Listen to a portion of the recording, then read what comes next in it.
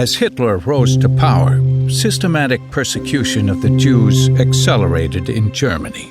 After Kristallnacht, also known as the Night of Broken Glass, a pogrom that spanned several cities in Germany and Poland, many Jews decided to flee Germany. Most Jews would have preferred to immigrate to the United States or British Mandate Palestine, yet these countries imposed strict quotas for immigration, making acquiring visas in a short time span nearly impossible.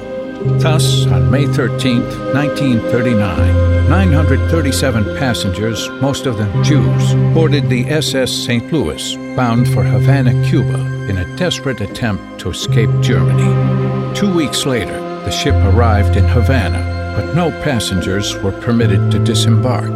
Unbeknownst to them, many Jews had purchased invalid visas from a corrupt consular official in Germany.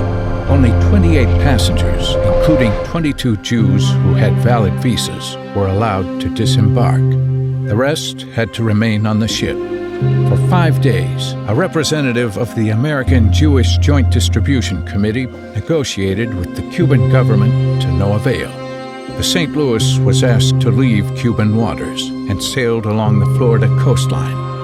Telegrams were sent to the White House and the U.S. State Department requesting entry, but the requests were denied. With food and supplies dwindling, the ship had no option but to return to Europe. As the ship made its way there, Belgium, France, Holland, and Great Britain agreed to accept the refugees, and after over a month at sea, the Jewish refugees finally made their way to new homelands.